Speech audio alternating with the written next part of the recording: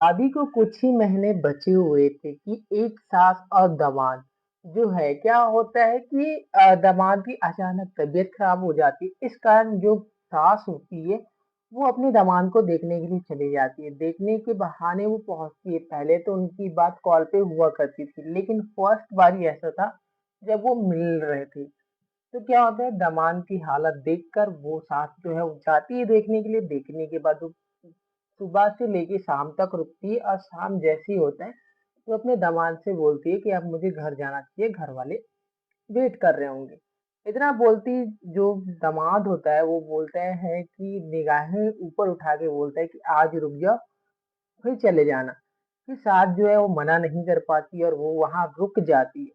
रुकने के बाद जब दूसरा दिन हो जाता है, दूसरा दिन होने के बाद फिर सास बोलती है जाने की, लेकिन जो दामाद होता है वो बोलता है कि आप कुछ दिन रुक जाओ फिर चले जाना। अब क्या होता है, 1 दिन, 2 दिन, 3 दिन, 4 दिन, 5 दिन। 5 दिन सास अपने दामाद के साथ रहती है, मानो ऐसे जैसे पति-पत्नी, मियाँ-बीवी रहते हैं। अब छठवां दिन होता है तो फिर वो घर जाती है। घर जाने के बाद क्या होता है कि शादी का दिन नज़दीक आने वाला था, 10 दिन बचा हुआ था। तो फिर क्या होता है, आगे कहानी अगर आप जानना चाहते हो तो चैनल पे सब्सक्राइब कर लीजिए। बाकी वीडियो कहाँ से आप विज़िट कर रहे हो, वो अपना प्यारा सा नेम, सिटी नेम ज़रूर हमें कमेंट बॉक्स में बताइए। कहानी स्टार्ट करते हैं अलीगढ़ जिला से है, जहाँ पे एक लड़की होती है 18 साल की, जिसका नाम शिवानी होता है, और जो लड़का होता है उसका नाम राहुल होता है, जिसका उम्र 20 साल होता है। इन दोनों की शादी अक्टूबर में तय हुई रहती है। उसके बाद इनका शादी 2025 में होना था। 2024 के लास्ट ईयर में मतलब देखा गया था, रिश्ता पक्का किया गया था। फिर शादी की तैयारी जोरों शोरों पे थी दोनों घरों की। फिर क्या होता है, अचानक 1 मार्च को क्या है, दामाद की तबीयत खराब हो जाती है, और दामाद की तबीयत खराब हो जाती है तो जो उसकी सास होती है वो अपने पति को कॉल करती है और बोलती है कि दामाद का तबीयत बहुत ज्यादा खराब है, हमें जाके देखना चाहिए। लेकिन उसका पति जो था जितेंद्र, वो कहाँ रहता था, वो कर्नाटक के बेंगलुरु में कपड़े बेचने का काम करता था। तो वो बोलता है कि तुम चले जाओ, तुम देख कर आ जाओ। तो क्या है, फिर सास बोलती है अपने पति को कि मैं सुबह जाऊंगी और शाम तक वापस आ जाऊंगी। अब इतना होने के बाद दूसरा दिन आ जाता है। दूसरा दिन होता क्या है कि जो होती है सास, वो चली जाती है। जाने के बाद दिन भर रहती है अपने दामाद के साथ, और दामाद के साथ रहने के बाद जब शाम का वक्त होने वाला होता है तो वो बोलती है अपने दामाद से कि अब मुझे घर चलना चाहिए, घर वाले वेट कर रहे हैं। लेकिन उसका दामाद बोलता है, उठा के बोलता है कि कुछ टाइम और रुक जाओ फिर चले जाना। अब इतना बोलने के बाद सास जो है वो रुक जाती है। फिर दूसरा दिन आ जाता है। दूसरा दिन होने के बाद ये सिलसिला चलते रहता है। 1 तारीख, 2 तारीख, 3 तारीख, 4 तारीख, 5 तारीख। 5 दिन तक सास अपने दामाद के साथ रहती है, मानो मियाँ बीवी जैसे रहना खाना चल रहा था उन लोग का। फिर क्या होता है, जब छठवें दिन अब वो घर आ जाती है, फिर इधर शादी का डेट भी नजदीक आ जाता है। तो फिर क्या होता है, जो जितेंद्र होता है उसका पति, और जो उसकी सास होती है उसका नाम होता है सपना देवी। उसका पति होता है जितेंद्र। वो 25 मार्च को बेंगलुरु से आता है, कर्नाटक से, क्योंकि शादी बहुत नजदीक थी तो कार्ड वगैरह भी बांटने थे। तो फिर क्या होता है, 25 मार्च को आने के बाद वो शादी की तैयारी में लग जाता है जितेंद्र। अब जितेंद्र जो होता है वो 6 अप्रैल आ जाता है। 6 अप्रैल को क्या होता है, जो सपना देवी होती है वो बोलती है कि मेरी बहन के यहाँ कार्ड दे के आ जाओ, क्योंकि शादी को ओनली 9 दिन बचे हुए हैं। अगर लेट हो गया तो फिर वो भी शादी में नहीं आएंगे। अब इतना बात होने के बाद जितेंद्र जो होता है वो कार्ड पकड़ता है, और अब कार्ड पकड़ने के बाद वो सीधे उसकी बहन के यहाँ पहुंच जाता है, और कार्ड देकर आसपास के लोगों को और भी कार्ड देकर वो घर आते उसे 8:30 बजे का टाइम हो जाता है। और जैसे ही घर पहुंचता है देखता है कि उसकी बीबी घर पे नहीं होती।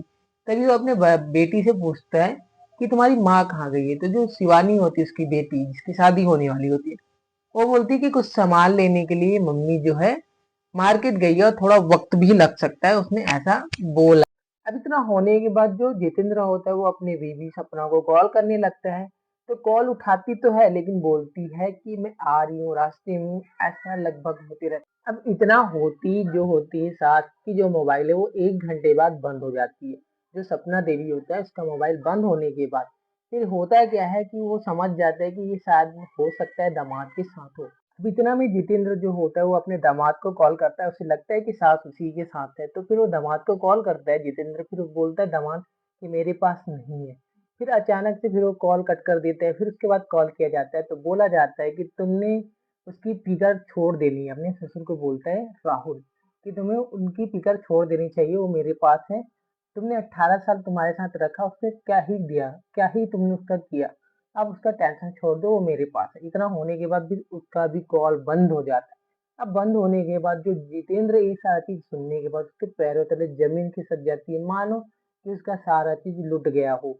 अब वो इसी आस में घर में बैठा होता है बाहर कि सपना आएगी, आएगी ज़रूर आएगी, लेकिन सपना जो है वो आती नहीं है। पूरा रात उसके लिए एक ऐसा रात होता है मानो सुबह आ ही नहीं रहा हो। सुबह होते ही जब वो आस-पास के लोगों से अपने रिश्तेदारों से बात करता है कि उसकी बीवी जो है वो कल शाम से गई है और वो लापता है और अभी तक उसका पता नहीं चल पाया। फिर आस-पड़ोस वाले बोलते हैं कि तुम्हारी बीवी ही गायब है या फिर घर के और भी कुछ सामान गायब है। तो फिर जब वो जितेंद्र होता है वो घर जाता है, तिजोरी खोल के देखता है तो उसमें 3.5 लाख रुपए नहीं होते और 5 लाख के जेवर होते हैं वो भी नहीं होते। अब वो और भी ज़्यादा घबरा जाते हैं क्योंकि उसकी बीवी तो गई, साथ में सारा पैसा, जेवर भी लेके गई है। अब वो गाँव वालों के सहारे, अपने रिश्तेदार के सहारे वो कहाँ पहुँच जाता है, नज़दीकी के पुलिस स्टेशन, जहाँ पे अलीगढ़ क्षेत्र में पड़ता था उनके गाँव से।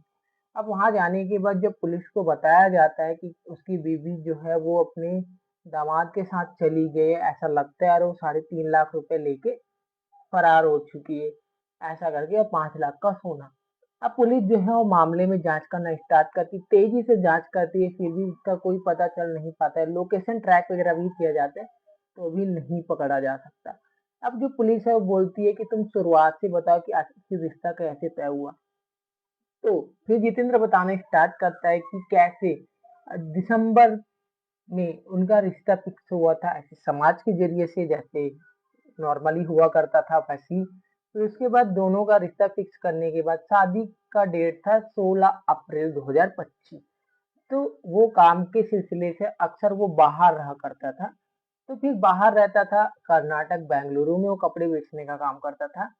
तो जब भी वो कॉल करता था तो उसकी बीवी अक्सर व्यस्त रहती थी। जब पता चलता है कि पूछने पे तो वो अपने दामाद से बात करी। शुरुआत में तो उसे शक नहीं जाता है क्योंकि दामाद और सास का रिश्ता माँ-बेटी का होता है। लेकिन ये सब चीज़ जितेंद्र को नहीं पता था कि आखिर वो कर क्या रहे हैं। अब क्या होता है 1 मार्च की बारी आती है। 1 मार्च को होता ये है कि उनको पता चलता है कि उसके दामाद की तबीयत खराब है। तो तबीयत खराब होने के बाद उसकी पत्नी सपना देवी जितेंद्र को कॉल करती है और बोलती है कि दामाद जी का तबीयत बहुत ज़्यादा खराब है। हमें जाके देखना चाहिए एक बार। अब इतना होने के बाद जो है जितेंद्र बोल देता है ठीक है तुम जाओ और तुम देख कर आ जाओ। फिर जो सपना देवी होती है वो बोलती है कि मैं सुबह जाऊँगी और शाम तक घर वापस आ जाऊँगी। अब इतना होने के बाद 1 तारीख, 2 तारीख, 3 तारीख, 4 तारीख, 5 तारीख, 5 दिन वो उन्हीं के साथ रहती है जैसे मानो पति-पत्नी और इसी बीच उनका शारीरिक संबंध भी बन जाता है। इसलिए वो दोनों करीब आ जाते हैं और करीब आने के बाद लगभग शादी को 10 दिन बचे हुए थे तब वो फरार हो जाते हैं। अब जो राहुल नाम का लड़का था, वो क्या था 1 अप्रैल को अपने पापा से बोलता है मतलब जितेंद्र से बोलता है कि मुझे मोबाइल चाहिए तो वो 20,000 का मोबाइल वीवो का लेके किस्त पे दे देता है। इतना सब चीज़ होने के बाद भी ये मामला यहीं तक रुक जाता है और अक्सर जो जितेंद्र था वो बेंगलुरु में रहा करता था तो उनको अच्छा टाइम भी मिल गया और वो एक साथ मिलने लगे। आखिरकार एक माँ ने अपने ही बेटे के साथ इतना बड़ा गलत कदम उठा लिया कि अपना तो ज़िंदगी उसने बर्बाद किया ही, साथ में अपनी बेटी का भी ज़िंदगी बर्बाद कर दिया। अब आगे पुलिस जो है वो मामले में छानबीन कर रही है, उनका कहाँ है क्या पता है और पुलिस जो है इस पे केस दर्ज नहीं की है क्योंकि दोनों बालिग हैं, दोनों फैसला अपना ले सकते हैं। इसलिए उनका कोई भी रिपोर्ट दर्ज नहीं कराया गया है पुलिस में। हाँ, उसके बाद जितेंद्र जो है वो बोलता है कि आप चोरी के इंजाम में तो रख ही सकते हो ना क्योंकि 3.5 लाख रुपए और 5 लाख का जेवर भी चोरी हुआ है, लेके गई है। अब इसके ऊपर केस दर्ज हुआ है लेकिन वो भागी उसका दर्ज नहीं हुआ है क्योंकि वो बालिग है दोनों। तो अपने हिसाब से वो कहीं भी आ सकते हैं, जा सकते हैं क्योंकि ये इंडिया भारत का कानून है कि 18 प्लस होने के बाद आप अपना डिसीजन खुद ले सकते हैं। बाकी ये कहानी और घटना को सुनाना आपके दिलों को ठेस पहुँचाना नहीं था। आपको एजुकेट और सतर्क करना है ताकि आप ऐसी घटनाओं से अवेयर और सावधान रह सकें।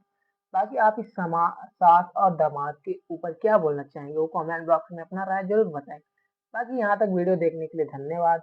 बाकी चैनल पे नए हो तो सब्सक्राइब कर लीजिए। बाकी मिलते हैं ऐसी इंटरेस्टिंग घटना के साथ, तब तक के लिए खुश रहिए, सतर्क रहिए और अपनी फैमिली को भी सुरक्षित